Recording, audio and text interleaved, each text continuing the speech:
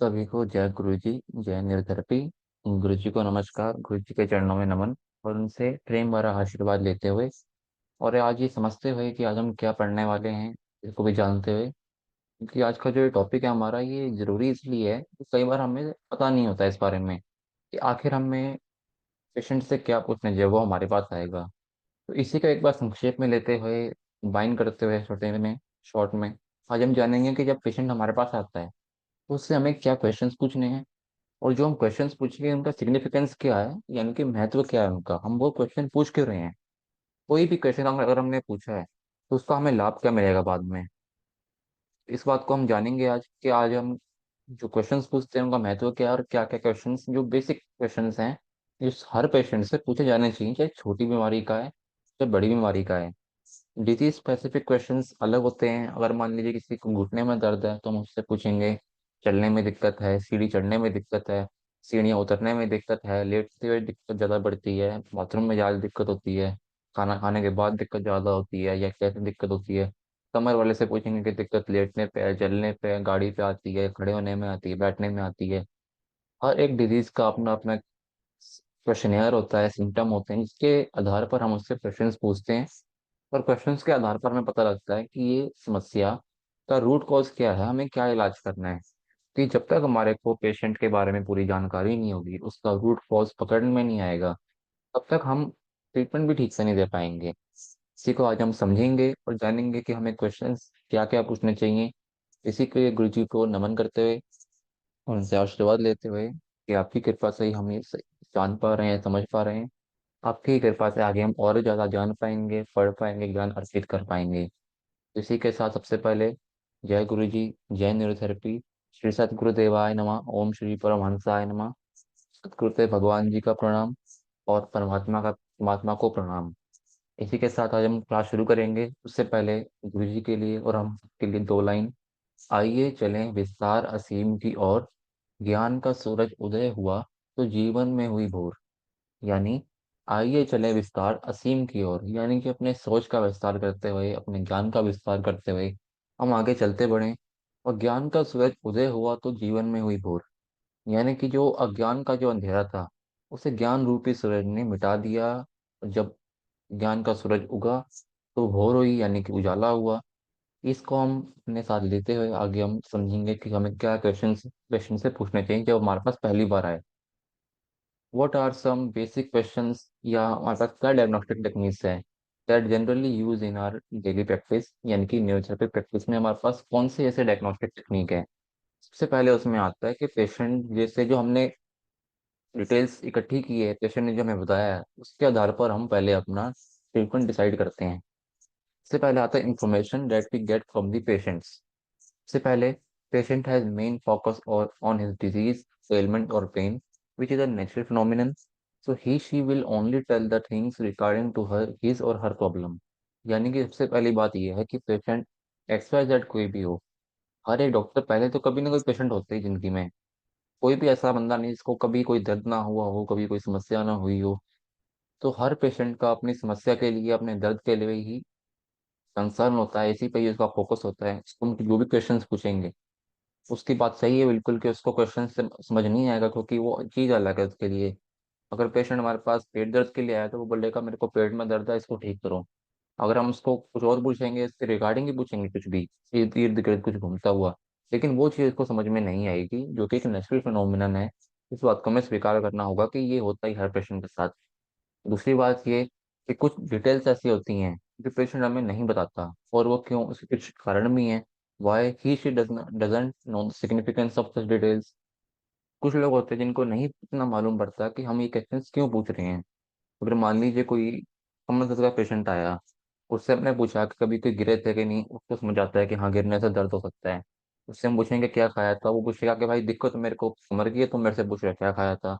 लेकिन उसको नहीं पता कि खाने से भी गैस बन सकती है, और गैस बनने से भी दिक्कत हो सकती है, या बायवादी भी होता है, कभी ठंडा गर्म भी होता है तहसीर का।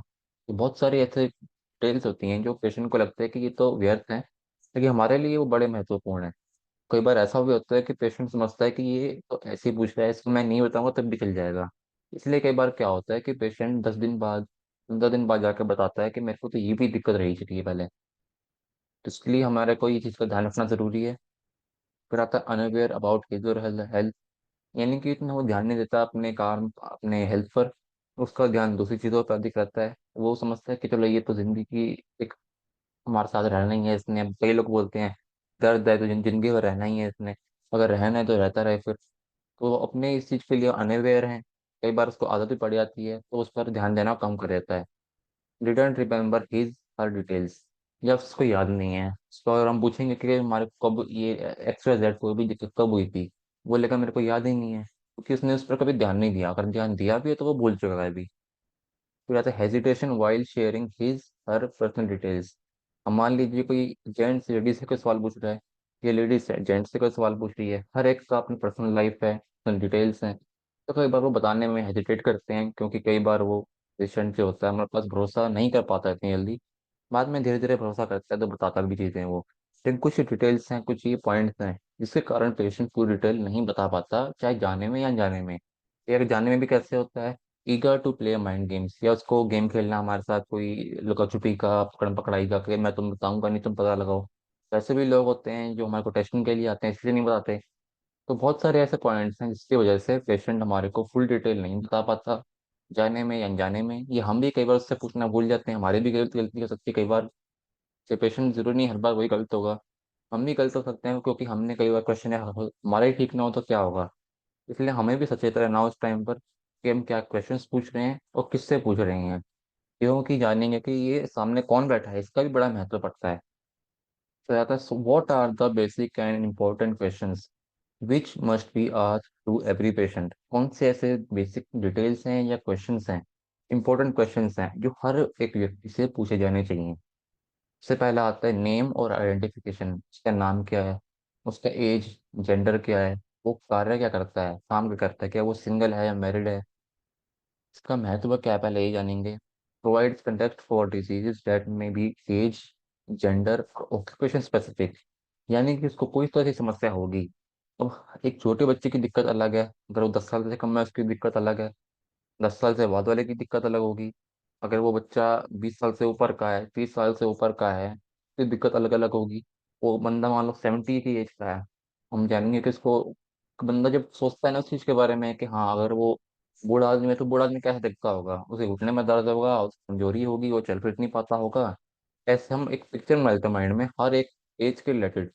मान लिया जो छोटा बच्चा है, जो छोटा बच्चा क्या बोलेगा, अरे यार पेट में दर्द हो गया, चलते खेलते खेलते गिर गया कहीं पे, कोई उठ पटांग बाहर का खा लिया। तो ऐसे में एज से रिलेटेड भी क्वेश्चंस होते हैं हमेशा, एज संबंधित भी समस्याएं आती हैं। एज रिलेटेड दिक्कत चाहे बड़ों में भी हो सकती है, बच्चों की एज के हिसाब से भी दिक्कत हो सकती है। मान लो बच्चा स्कूल जाता है, बहुत भारी बैग लेके जाता है, साथ में बस्ता बहुत भारी है उसका, बुक्स भरी पड़ी हैं, तो उसमें भी उसको हो सकता है कमर में दर्द आ जाए, चलते चलते घुटने में दर्द आ जाए, बड़े लंबी दूर से चलता आ रहा हो, क्या पता कहीं झटका लग गया हो बस में आते आते। तो ऐसे ही एज के हिसाब से भी दिक्कतें आती हैं। मान लीजिए बच्चों को पेट में दर्द है, हो सकता है पेट में वॉर्म्स भी हो, और वजह से दर्द हो रहा है, खाना रख नहीं रहा, हो सकता है वॉर्म्स भी हो। लेकिन हो सकता है ऐसे को अभी एब्जॉर्प्शन की दिक्कत भी रही हो, उसका खाना एब्जॉर्ब ना हो रहा हो। तो हर एक एज के रिलेटेड भी समस्या आती है। अब जेंडर कैसे होगा, मेल्स में दिक्कत अलग होगी, फीमेल्स में दिक्कत अलग होगी, दोनों के सिस्टम्स कुछ अलग अलग है दोनों के। फीमेल्स में कैसे होगा कि उसको मेंसेस में दिक्कत आ सकती है, मतलब उसके मेंसेस ठीक ना हो, मेल्स में अलग दिक्कत हो सकती है। ऐसे एज जेंडर के रिलेटेड भी दिक्कत होती है। ऑक्यूपेशन कैसे होगा, वो काम क्या करता है।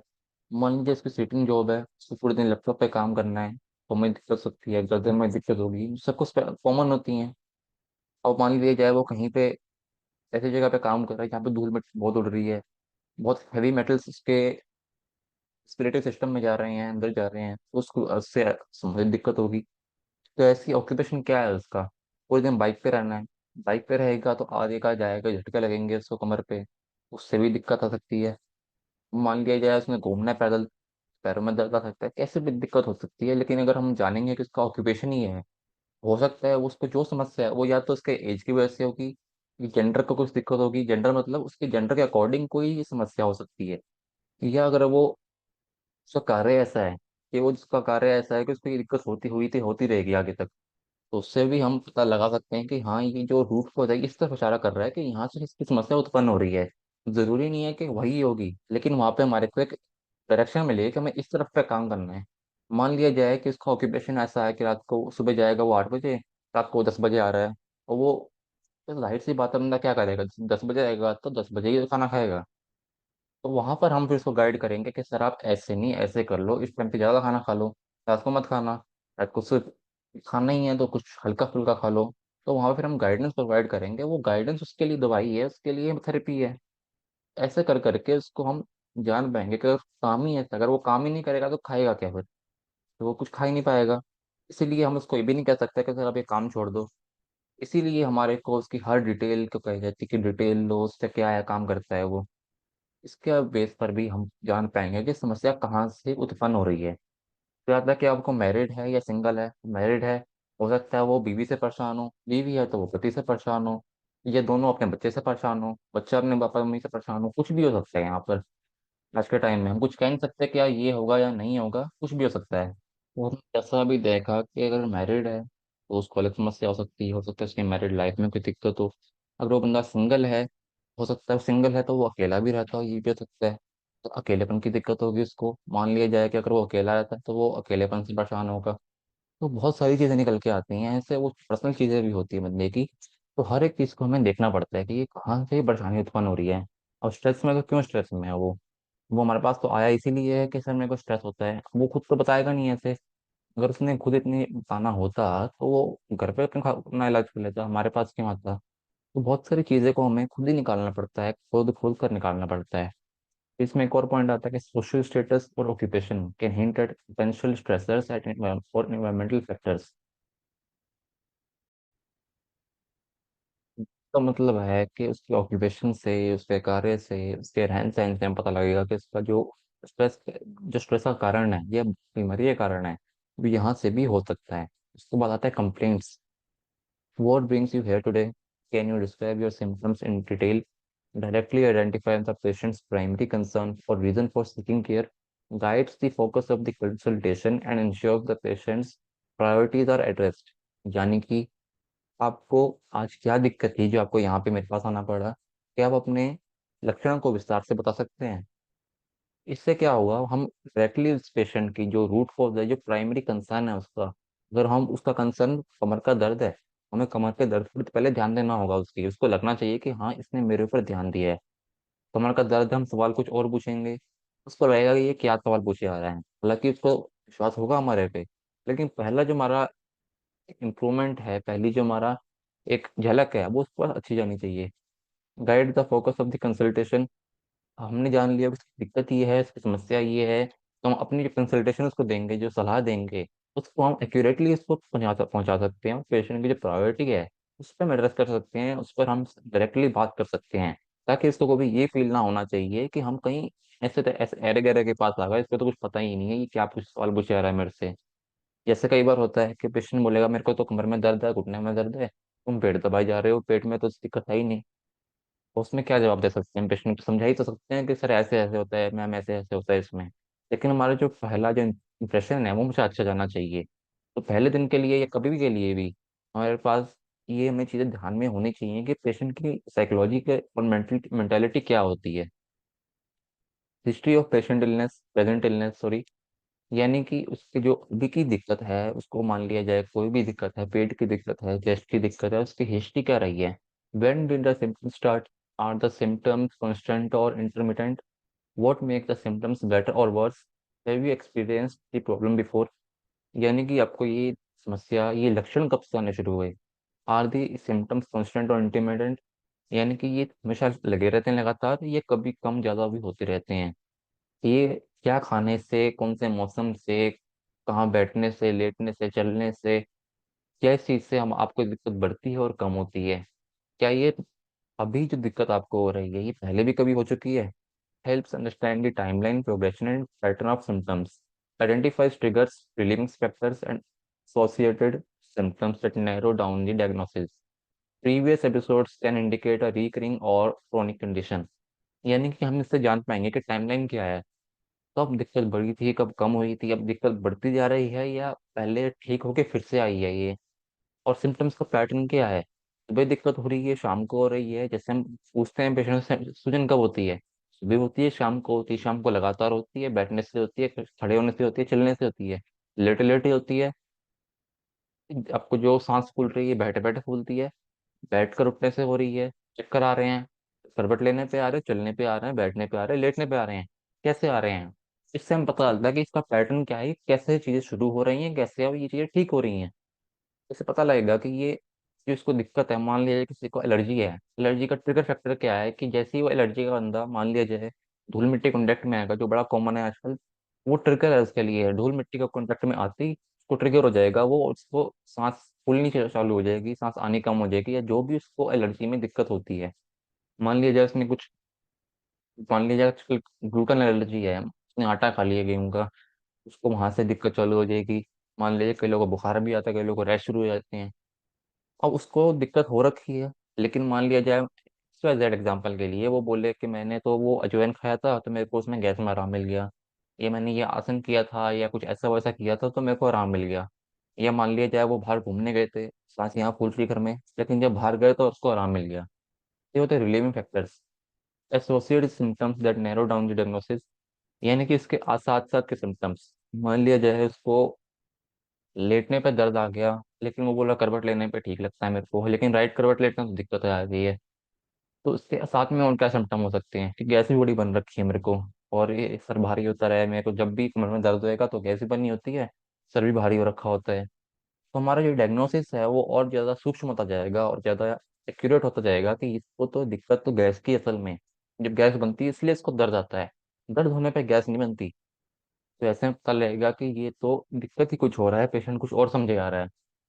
प्रीवियस एपिसोड का इंडिकेट रिकरिंग और क्रॉनिक कंडीशंस। तो मान लिया जाए पेशेंट को दिक्कत आज हो रही है, जब वो मेरे पास आया है, हमारे पास आया है, आपके पास आया है, जब किसके पास आया है, उसको दिक्कत आज हुई है, मान लिया जाए उसको खांसी चिढ़ गई आज, अब वो बोलेगा मेरे को ये खांसी की दिक्कत 1 महीना पहले थी लेकिन तब ठीक हो गई थी, ठीक कैसे हुई थी, गोली खा ली थी, गोली खांसी ठीक हो गई थी, हाँ उस टाइम ठीक हो गई थी। या तो ये दिक्कत वापस से हुई है, या तो दिक्कत ठीक हुई ही नहीं थी, ये तो उसने दबा दी थी उस टाइम पर, ये वापस से निकल के आ गई है बात। तो उससे पता लगेगा कि ये दिक्कत वापस हुई है कि क्रोनिक क्रोनिक कंडीशन है जो चलती जा रही है आगे से आगे। इसीलिए हिस्ट्री लेनी बड़ी जरूरी है, हिस्ट्री को खोजना जरूरी है। हिस्ट्री में से आपको कुछ ना कुछ निकल जाएगा ऐसा, इससे पता लगेगा कि इसको ये ट्रीटमेंट ठीक जाएगा अब। फिर उसके बाद आता है past medical history. Past medical history में क्या है कि आज से पहले इसके अलावा भी कोई दिक्कत रही है आपको, और वो बोले हाँ, do you have any chronic conditions like diabetes और हाइपरटेंशन, यानी कि बीपी और शुगर कुछ में से कुछ है क्या आपको। Have you had any surgeries और हॉस्पिटलाइजेशन इन द पास्ट, या कभी कोई आपकी सर्जरी हुई थी, या किसी भी कारणवश आपको हॉस्पिटल जाना पड़ा था या एडमिट होना पड़ा हो। Are you currently under any medical treatment, या आपका इस समय कोई भी मेडिकल ट्रीटमेंट चल रहा है एक्स वाई जेड किसी भी बीमारी का। Have you had any major illness in the past, कभी कोई इलनेस हुई, बीमारी हुई हो, जैसे हम पूछते हैं कभी कोई सर्दी जुकाम बुखार कोई इन्फेक्शन हुआ हो, कोई भी बड़ी दिक्कत हुई हो आपको पास्ट में। रिवील्स प्री एग्जिस्टिंग कंडीशंस और past treatment that may influence the current illness. Identifies risk factors for certain diseases, example, diabetes leading to neuropathy. Helps avoid prescribing treatment that might interact with previous conditions. यानी कि इससे हमारे को पता लगेगा कि जो पहले दिक्कत रही थी इसको, या जो पास्ट में जो ट्रीटमेंट दिए गए हैं, क्या उस ट्रीटमेंट की वजह से दिक्कत आई है। तो मान लिया जाए किसी को, अब इसमें लिखा है जैसे सर्जरी के लिए, किसी को सर्जरी हुई, सर्जरी से पहले वो ठीक था, मान लीजिए सी सेक्शन हुआ, लेकिन सी सेक्शन के बाद उसको कमर में दर्द आ गया, घुटने में दर्द आ गया, जैसी भी दिक्कत आई, तो उसमें पता लगेगा कि या तो सर्जरी हुई ऐसा कारण हुआ है, या इसको कोई और दिक्कत रही थी, मान लिया जाए उसको ब्रोंकाइटिस हो पहले, ब्रोंकाइटिस की उसने दवाई खाई लंबी, ये टीबी की दवाइयाँ खाई, तो उन दवाइयों की वजह से या उस बीमारी की वजह से उसको आज जो है ये प्रेजेंट की समस्या निकल के आई है बाहर। Identify risk factor. अब मान लीजिए उसने कहा कि मेरे को पहले बीपी रहता था हाई बड़ा लेकिन अब ठीक है, या उसने कहा कि मेरे को शुगर रहता था बड़ा हाई लेकिन अब थोड़ा ठीक आ रहा है। लेकिन हमारे को पता है शुगर बढ़ेगी तो वो अन्य बीमारियों के कारण बनेगी, लेकिन शुगर से पहले हमारा रूट कॉज क्या आता है, कॉन्स्टिपेशन का। लेकिन उसके लिए कॉन्स्टिपेशन, पेशेंट के लिए कॉन्स्टिपेशन तब मानी जाएगी जब उसका पेट बिल्कुल ही साफ ना हो। लेकिन हम क्या बोलेंगे कि नहीं, अगर 3-4 बार पेट साफ हो रहा है और उसमें भी ठीक से साफ नहीं हो पा रहा तो भी डायबिटीज है, तो भी कॉन्स्टिपेशन है। तो जो भी बीमारी होगी उसको पहले से, वो कहीं ना कहीं आगे अपना रूप जरूर दिखाएगी। हेल्प्स अवॉइड प्रिस्क्राइबिंग ट्रीटमेंट, यानी कि अब मान लीजिए हम क्यों पूछते हैं बार बार कि इसको बीपी तो नहीं है, शुगर तो नहीं है, अब इसको बीपी हाई है उसको, हम उसको राइट विटामिन फॉर्मेशन राइट फार्को दे देंगे लेकिन लेफ्ट नहीं दे पाएंगे। डायबिटीज तो लेफ्ट दे देंगे, राइट नहीं दे पाएंगे। उसको बीपी लो है तो राइट फार्को नहीं दे पाएंगे, राइट ओवरी नहीं दे पाएंगे। अगर वो देंगे तो उसका बीपी लो हो सकता है या कुछ भी हो सकता है। तो हमें देखना पड़ेगा कि इसको जो पहले की दिक्कत है क्या उसका इंप्रेशन अभी भी बॉडी पर है, उसका असर है कि नहीं है। अगर है तो हमें फिर वहां पर अपना जो ट्रीटमेंट है उसको जो पैटर्न है वो चेंज करना पड़ेगा कि ऐसा नहीं, इसको ऐसे देना पड़ेगा, पहले उस चीज को कवर करना पड़ेगा फिर जाके इसकी ये दिक्कत ठीक होगी। इसके बाद आता है मेडिकेशन और allergy. Are you currently taking any medications? If yes, please list them. Do you have any known allergies, medications, foods or environmental? यानी कि क्या आप इस समय किसी तरह की दवाइयों का सेवन कर रहे हैं? अगर हाँ तो कृपया दवाइयाँ दिखाइए। कई बार क्या होता है, पेशेंट ब्लड थिनर खा रहा होता है, वो भी दिन में 2 बार या 1 बार। कई बार हम कुछ लोगों में देखना पड़ता है कि कहीं ब्लड थिनर वो खा रहा है पहले से, हम हेपरिन दे के ना दें। तो कोई वो बीपी की दवाई खा रहा है, बीपी वो भी खाई जा रहा है, हमने भी दे दी। उसने शुगर के लिए दवाई ले ली, हमने भी शुगर का ट्रीटमेंट दे दिया कि शुगर लो ना चले जाए। तो इसलिए उसकी दवाइयाँ देखनी पड़ती हैं।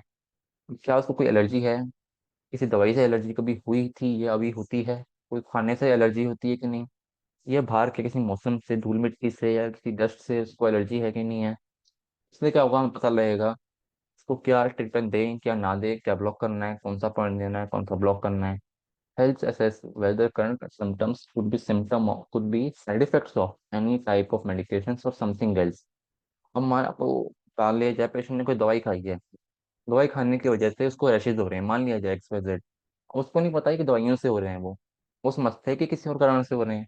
हमारे पास आया कि हमारे को तो खुजली होती रहती है रोज, अब खुजली हो रही है तो दवाइयों से, हम ट्रीटमेंट देंगे किसी और चीज़ का तो वहां पर बात बनेगी नहीं। इसलिए एक बार उसकी दवाइयाँ देखनी पड़ेंगी, या उसको बोलेंगे कि सर आपकी दवाई से हो सकता है एक बार अपने पास या तो दवाई को बंद कर दो, या एक बार अपने मेडिकल जो आपका मेडिकल डॉक्टर है उसको जाके दिखाइए, अपने फैमिली डॉक्टर को कि ये दवाई बंद करूँ क्या करूँ। क्योंकि कई बार दवाइयों के साइड इफेक्ट होते हैं यहाँ पर, हम इलाज करेंगे किसी और चीज़ का।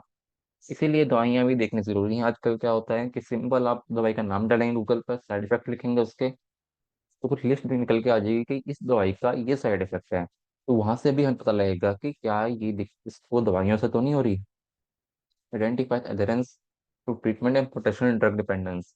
कई बार होता है कि पेशेंट लंबे टाइम से दवाई ले रहा है, दवाइयाँ भी एक तरीके का कई बार नशा बन जाती है पेशेंट के लिए। तो और वो सर्दी है, सर्दी होता है इसका 3 दिन का, लेकिन उसने दवाइयाँ ले ले खुद को इतना डाउन कर लिया और उसने दवाई ना खाई अगली बार। मान लीजिए इसको आज बुखार हुआ पेशेंट को, उसने ले ली कोई भी दवाई PCM टाइप की, उसका बुखार नॉर्मल आ गया यानी कि दब गया। उसको जो अगली बार बुखार होगा उसकी बॉडी उस बुखार को सहन नहीं कर पाएगी, उसकी रेजिस्टेंस डाउन हो जाएगी और उसकी डिपेंडेंस ड्रग्स पर यानी कि दवाइयों पर बढ़ जाएगी। तो इस चीज़ का भी हमें ध्यान रखना होगा। Family history. Does anyone in your family have a history और ऑफ सिमिलर सिम्टम्स और conditions? Are there any hereditary illness in your family, example heart disease, cancer? Indicates genetic predispositions to disease, example heart disease, diabetes, cancer. Helps anticipate future health risks for preventive measures, may provide clues for rare hereditary condition। अभी आपके परिवार में आपको ऐसे symptom लगे हैं, को अभी सांस की दिक्कत है, कि आपके मम्मी पापा में से किसी को, दादा दादी, नाना नानी में से किसी को क्या ऐसे सिम्टम रहे थे कि नहीं रहे थे, कि जो आपको आज बीमारी है, क्या आपकी फैमिली में से किसी को भी ये रहती हो।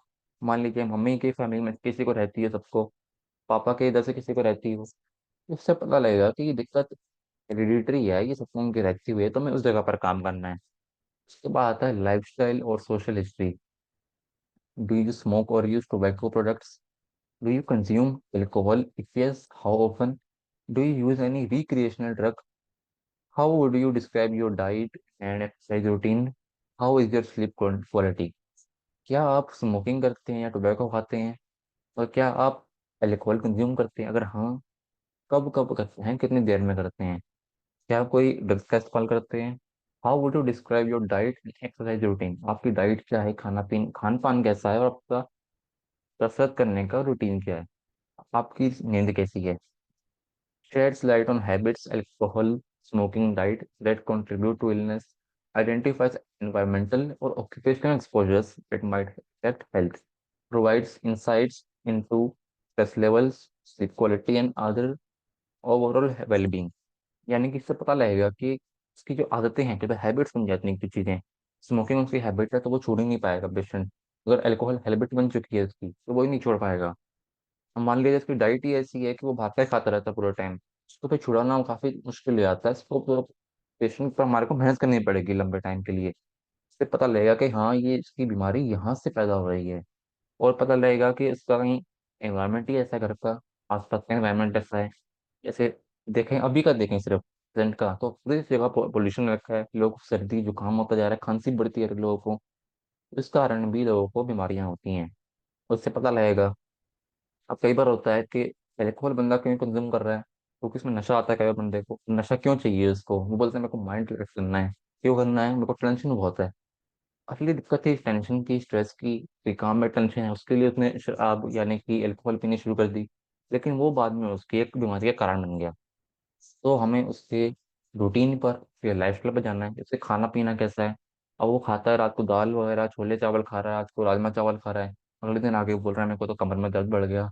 अब उसने कहा खाया, ये तो बताया ही नहीं। और हमने अपने ऊपर ले लिया कि हमारे ट्रीटमेंट से ऐसा कुछ हुआ है। उस हमने मान भी लिया कि हमारे वजह से हुआ, इतना हुआ है, हम इतने सीधे हैं। तो फिर आता है अगला, general health. Have you ever experience recent weight loss or gain?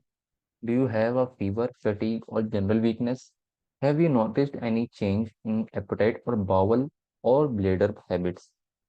क्या आपको अभी रिसेंटली, इस समय में, वेट लॉस या वेट गेन हुआ है क्या अचानक से? या आपको आजकल कभी बुखार हल्का हल्का, या थकान सी रहती हो, या वीकनेस यानी कि लेथार्जी बन गई रहती हो, यानी कि कुछ करने का मन ना करे, लेटे रहें? तो उसमें कई बार क्या होता है, कुछ लोग ऐसे भी होते हैं, कुछ लोग सही में बीमार भी होते हैं। तो लोगों का हम कुछ कर नहीं पाएंगे, जो इलाज होगा वो पेशेंट लोगों का होगा। तो क्या करना होगा हमारे को, उनसे हम पूछेंगे क्या आपको कभी भूख या तो कम कम हुई है या बढ़ी है? यूरिन और मोशन का बात आती है यहाँ पर। यूरिन कम ज़्यादा तो नहीं हो रहा? आपका जो कॉन्स्टिपेशन तो नहीं हो रखा है, लूज मोशन तो नहीं रहते हैं? या आईबीएस की जो पिक्चर है वो तो नहीं बनती है यदि कहीं? ensures no other symptoms are overlooked even if unrelated to the chief complaint, can reveal conditions that the patient might not associate with their current problem, provides a broader understanding of the patient's overall health issue। इससे पता लगेगा कि हाँ इस चीज के अलावा इसको और कोई सिम्टम नहीं है। मान लिया जैसे उनका मेरे को भूख नहीं लग रही, तो हम देखेंगे वहाँ भूख क्यों नहीं लग रही है इसको। इसकी फिर पेट में चेक करने की बात आती है इसके बाद। Can reveal condition the patient might not associate with their current problem. कई बार क्या होता है, पेशेंट बोलते हैं मेरे को गर्दन में दर्द है, मेरे गर्दन में दर्द तो है, लेकिन उसका वेट भी कम होता जा रहा है, उसका पेट ठीक नहीं है। तो वहां पर कहानी बदल जाती है कि गर्दन में दर्द ही अलग चीज है, लेकिन ये क्यों हो रहा है इसके? भूख क्यों बढ़ गई एकदम से अचानक से, या भूख कम क्यों हो गई, ये कॉन्स्टिपेशन क्यों होगा अचानक से, इसने क्या गलती कर दी ऐसी? तो ऐसे बहुत सारे क्वेश्चंस हैं, बहुत सारे एक चीजें हैं जो हमें जाननी जरूरी हैं। और अगर हमने ये जान ली, समझ ली, तो हमारे लिए बहुत आसान हो जाएगा पेशेंट को डायग्नोस करना। फिर आता है साइकोलॉजिकल। साइकोलॉजिकल यानी कि how would you describe your mental health? Are you feeling stressed, anxious or depressed?